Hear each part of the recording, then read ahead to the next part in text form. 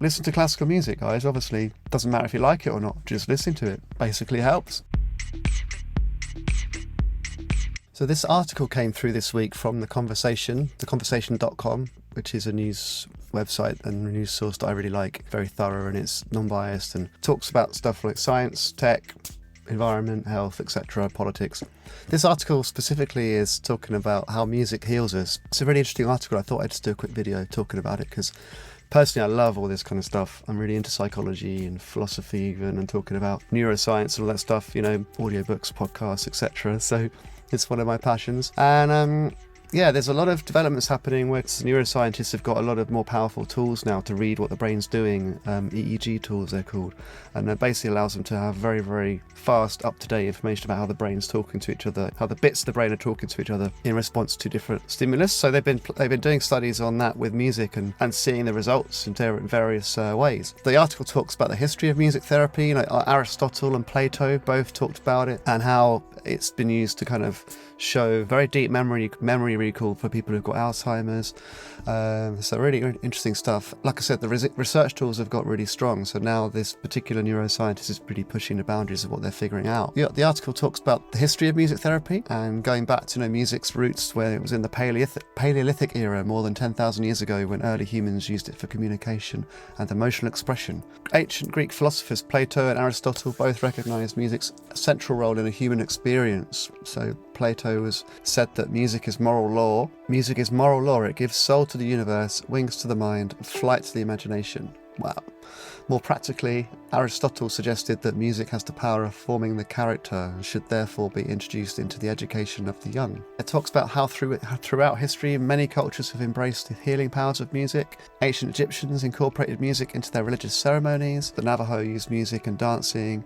And then, Chinese traditional medicine have used specific musical tones and rhythms to balance the body's energy. So it's got a rich history. The Mozart effect is something they talk about, which is something I hadn't heard of this before. It's basically the suggestion that exposure to intricate musical compositions, especially classical pieces, stimulates brain activity and ultimately enhances cognitive abilities. So classical music makes you cleverer, basically, whether you had an appreciation before or not, basically. Original study, participants experienced enhanced spatial reasoning ability after just 10 minutes of listening to Mozart's sonata for 2 pianos in D. In their 97 study, so these studies are like 30 years old now, almost, he used Beethoven's Second Symphony and rock guitarist Steve Vai, his instrumental track, For the Love of God. Wow, that's epic, that one. They found similar direct effects in their listeners as measured by the EEG machines, associated with attention levels and the release of dopamine, which is, the messenger that the brain uses for joy, satisfaction, reinforcement of pleasure. So there, the research showed that the classical music in particular enhances attention to how we process the world around us, regardless of one's music expertise or preferences. So listen to classical music, guys. Obviously, doesn't matter if you like it or not, just listening to it basically helps. So yeah, they found that indirect effects related to arousal. People immerse themselves in music that they love.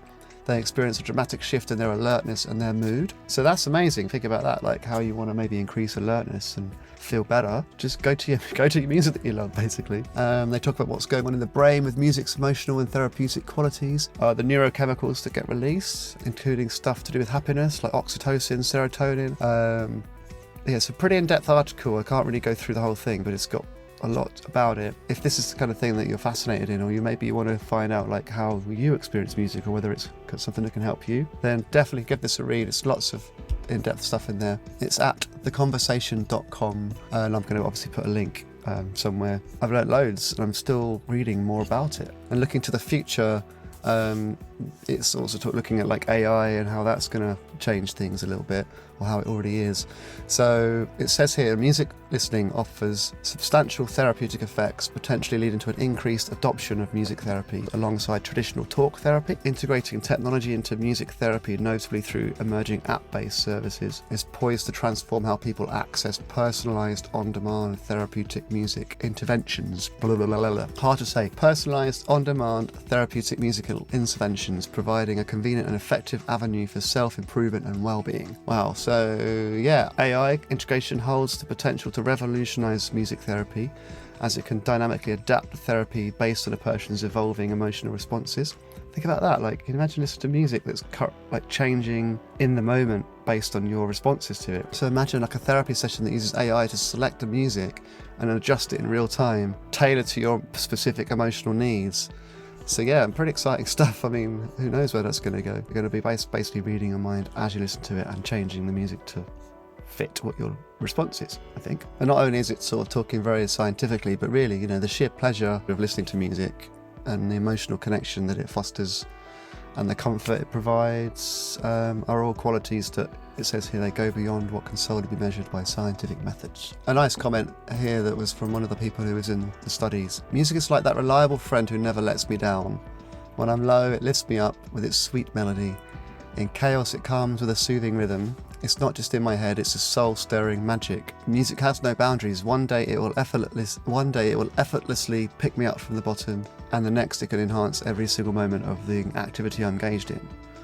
Yeah, big up music. Yeah, what do you think? Do you think about this stuff when you're listening to music? Do you have a conscious way to listen to it? Do you think I need to go and calm down? I'm going to put this on. Personally, whenever I go to bed every night, I put on some very, very gentle ambient music. There's a whole playlist of like sleep music, and that's, I know that operates for me on an unconscious level because I have music going around my head all the time, so that kind of shortcuts that and allows me to rest and slows down my thinking, which is great for sleep. And I know obviously a lot of people exercise to music or they run to music, stuff like that is very, very common, and I'm just wondering whether we realise how deeply it is affecting us, or whether it's just something that we just innately do, you know, unconsciously, when we just know we want to listen to music and we don't think about it. But I think articles like this for me like make me realise how tangible things are in terms of the science of it. And like I said, this article is like, it's a long one, it's got lots of different bits to it, so I've just touched on some of the key elements of it. When you read this, you're going to have lots of extra information that maybe could be used to your benefit as a listener, but also maybe in terms of like making music yourself, and whether it's something that you can think about using your ability to make music to heal others or heal yourself. But yeah, anyway, it's not a very funny post, but theconversation.com, the link will be here somewhere, and be good to know what you think about it.